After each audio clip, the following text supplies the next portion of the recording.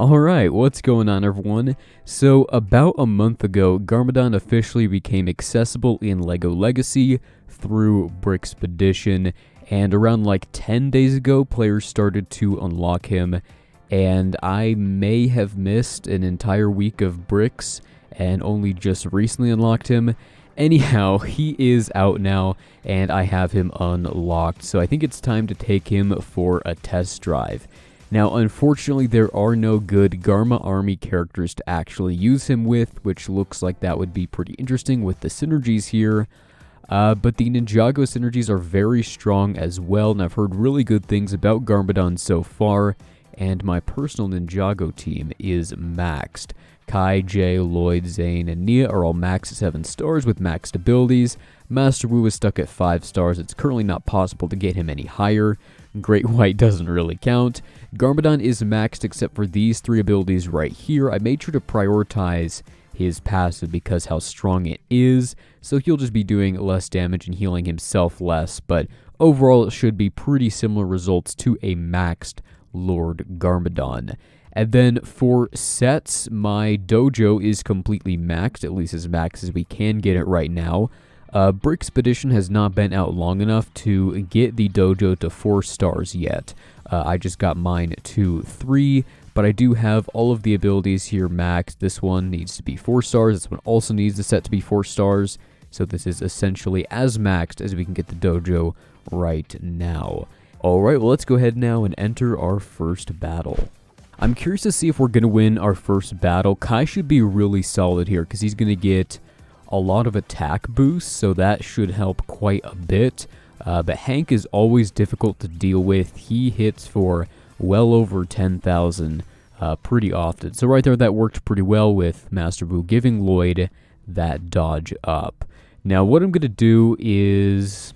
okay, let's gain buffs because we want that offense boost from the dojo right here. So let's see how big of a hit this is going to be. If it's a crit, it'll be pretty massive. If not, it still should be a large hit. Alright, 6.5 thousand on a non-critical hit. That's quite a bit right there. Okay, so let's go ahead and use this ability. Okay, that wasn't a critical hit. If it was, I believe we would have gained some buffs from Garmadon there.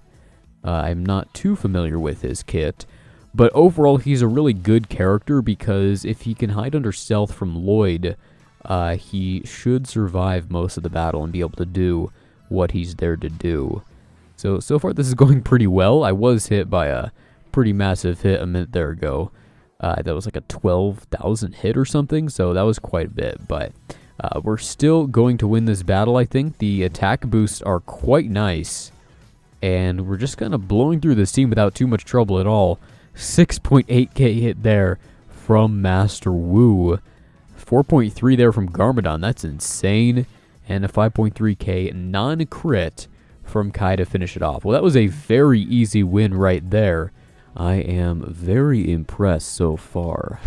Let's just jump right into the next battle and see if we get similar results. Maybe we will get a critical hit from Kai this time, so we can see how much he will do when he critically hits, because so far, I'm pretty impressed. So again, we're going to go after... Actually, let's go after Lloyd since he will stealth here in just a moment. And there we go. Now our Lloyd has the dodge up too, and their Lloyd does not.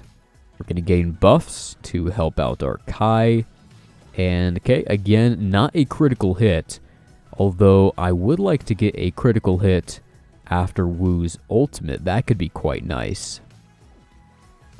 That actually might be what we do. So I think we're going to save Wu's ultimate on his next turn and not use it. And then we'll be able to chain that with Kai's ultimate. So here we're just going to dispel. And then... okay, I guess we're going to take out Scarlet. That was pretty easy. Okay, we're getting hit by Wu's ultimate now. Alright. Okay, we'll do an attack. Basic. 4.2 thousand there, not bad. 6.8k. Well, the damage is certainly very high with Garmadon here. He gives a 30% attack boost, if I recall correctly. I can check right here. Yeah, it's a 30% attack increase. as well as skill. Not that that's entirely useful, but they do get a skill increase. So let's try out the ultimate here. We'll do Master Wu's ultimate. And then follow it up right here with Kai's. Here we go. Look at that. 10,000 on the AoE from Kai. That is quite the hit right there. Okay, well, those two battles were both pretty easy. I'm quite surprised just how effective a 2-star character is in helping us win these battles. So the last battle we'll do here is up against this Spooky and Ghostbuster hybrid team, which has been very difficult, if not impossible, for me to try to beat with my typical Pirate Ninjago mix team. We'll see if it will be any different here, but this team is very difficult to beat, so we will see. I think if we can get to Kai's ultimate, we'll be set, but the tricky part will be actually getting there. Garmadon is already getting pretty low here. There are quite a few AoE attacks on this enemy team here. So we'll heal him up using this ability. Perfect. Now he should be able to survive a couple more AoEs. We'll gain buffs with him. And let's actually go after... Yeah, let's go for Basil. Try to just prevent the taunts. And then we can target Willa. That's kind of what I'm thinking here. So we'll heal up and also extend the stealth duration with Wu there. And Lloyd is probably going to die. No, he was saved by Hardy. Okay, very nice. We'll use this ability now. Pretty solid hit right there.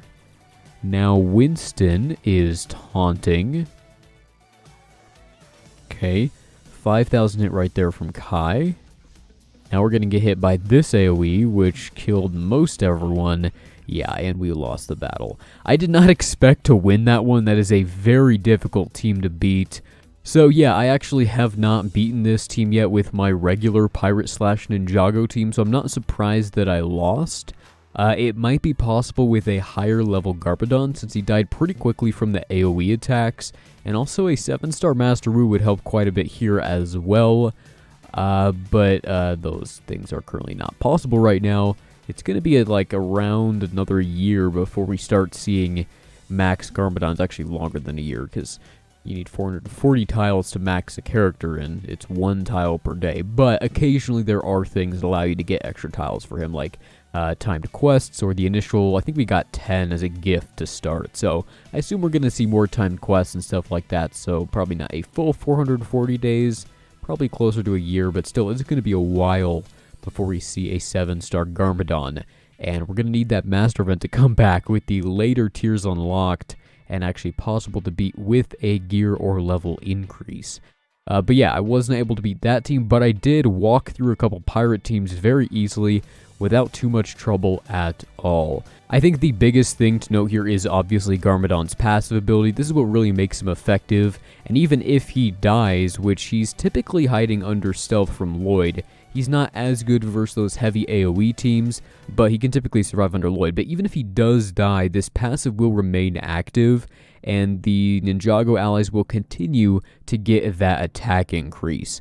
Also, I believe it has been tested and proven that Garmadon army allies that are also Ninjago, such as Great White, will actually receive a 60% attack increase, since they get it twice for each tag.